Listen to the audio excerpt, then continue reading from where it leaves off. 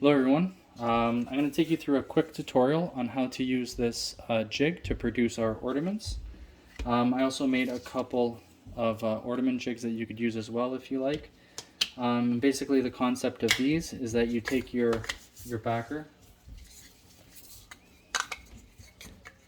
you just line it up, and then you could either paint or use your markers to color in the center. It just acts as like kind of like a barrier so you don't go out of the lines, especially if you're using like a paint or a spray paint.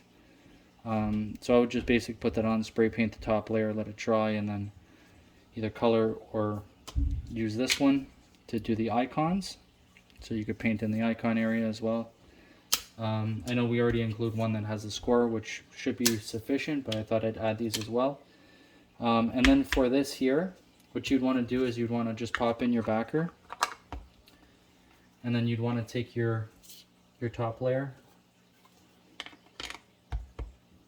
and if you're using 3M tape, just take out the 3M tape. I'd strongly recommend using 3M just because it's so much faster and there's no mess.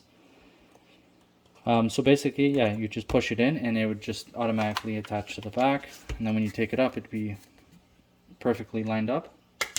If you are using glue, I would make the jig a little different than I did here. So what I did was I used the same material, the 1/4 inch Pure Bond Maple from Home Depot, and I put 3 layers. So it's a little overkill, but it's the material that I have a lot of.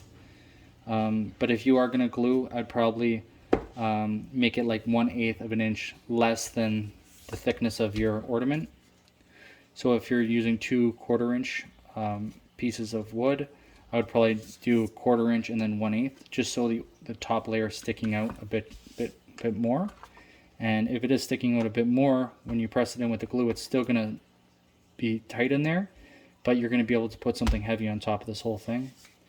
You could even cut another one of these just square blank, so you put it on top and then put your weight on top and then just to let it dry. But I would recommend picking up some 3M tape and doing it that way just for speed.